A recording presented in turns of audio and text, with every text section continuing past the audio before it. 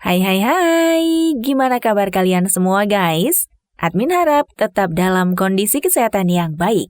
Dan jangan lupa beristirahat sejenak sambil menikmati video menarik dari kami.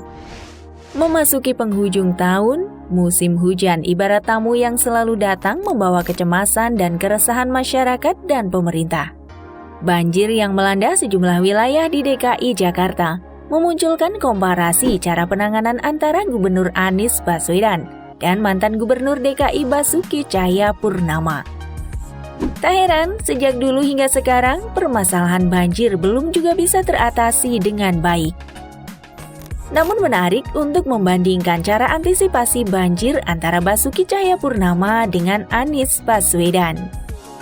Kira-kira, siapa di antara keduanya yang memiliki cara paling jitu untuk meredam air banjir? Namun sebelum ke videonya, yuk klik subscribe-nya dan nyalakan notifikasinya. Ahok atau Basuki Cahayapurnama?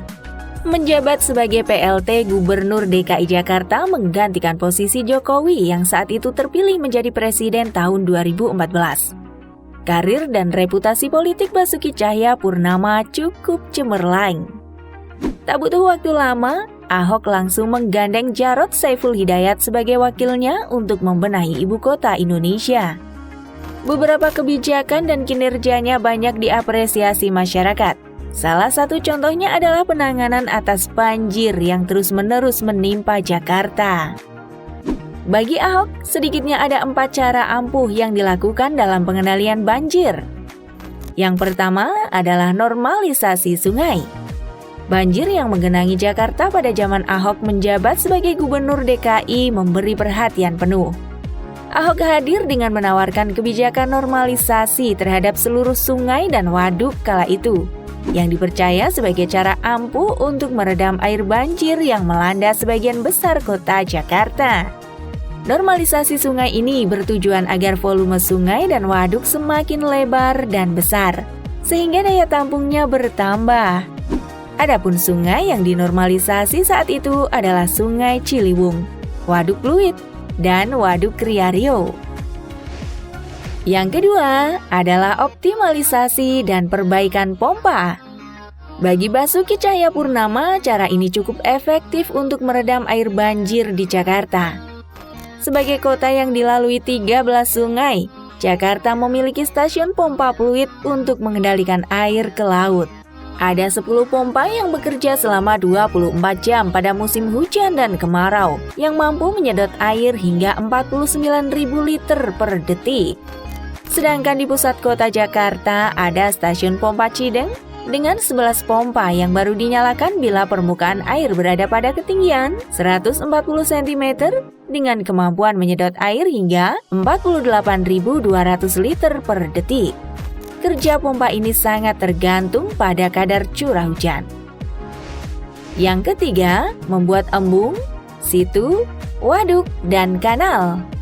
Cara ini sebenarnya sudah sejak lama digunakan sebagai pengendalian banjir. Di zaman Ahok, pembangunan embung, situ, waduk, dan kanal adalah penyempurnaan untuk mengatasi air banjir. Tercatat sudah 89 waduk yang sudah dibangun. Keseriusan Ahok juga terlihat saat ia membantu tanggul sampai 120 km yang airnya akan dialirkan langsung ke sungai. Yang keempat, membuat sumur resapan. Meski pembangunan sumur resapan dianggap teknologi yang sederhana, namun banyak yang meyakini bahwa program ini dapat mengatasi permasalahan banjir di ibu kota Indonesia. Dari sebanyak 1.949 titik sumur resapan yang akan dibuat di era Ahok, tercatat sebanyak 70% telah terrealisasi.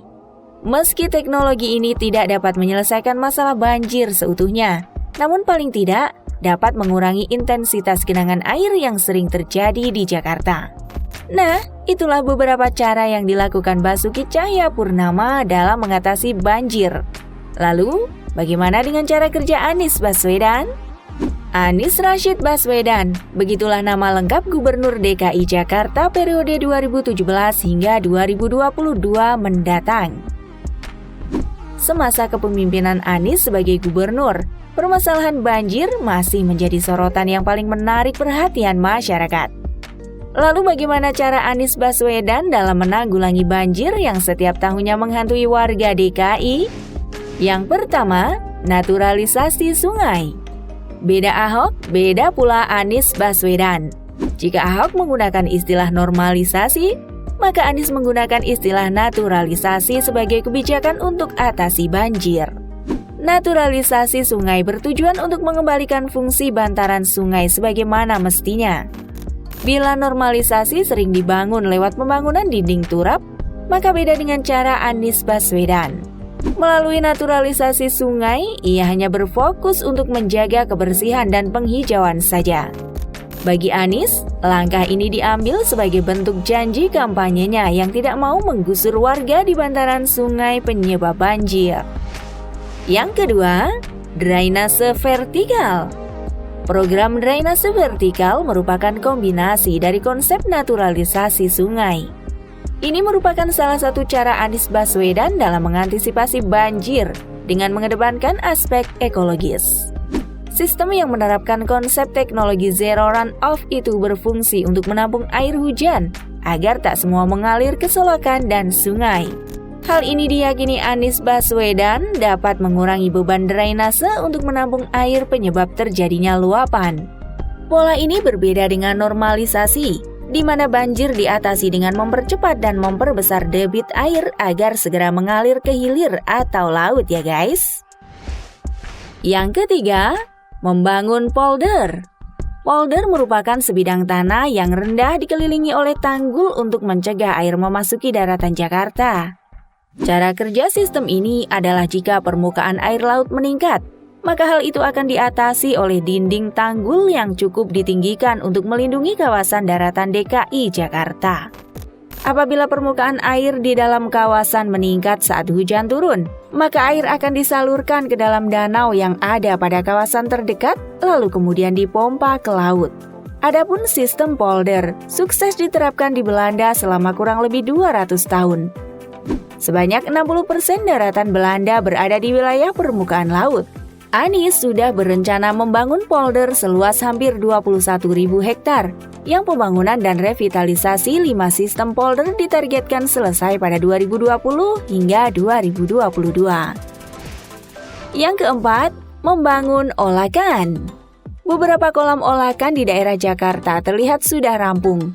Ini merupakan salah satu program Pemprov DKI Jakarta dalam mengatasi banjir.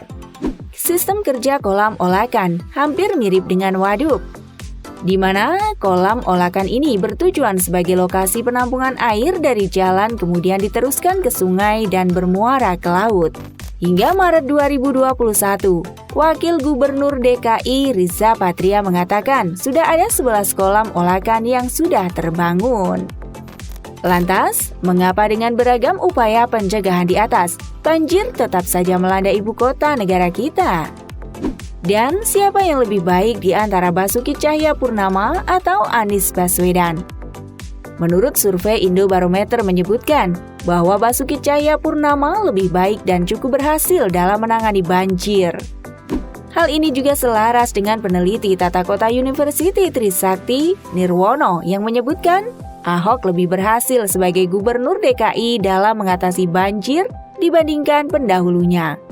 Sedangkan Anies disebut gagal lantaran tidak melanjutkan program dari Basuki dan Jokowi sebagai pendahulunya. Kira-kira kalau menurut kalian, siapa di antara Ahok dan Anies yang berhasil atasi banjir? Jangan lupa tulis di kolom komentar ya. See you next video. Bye-bye.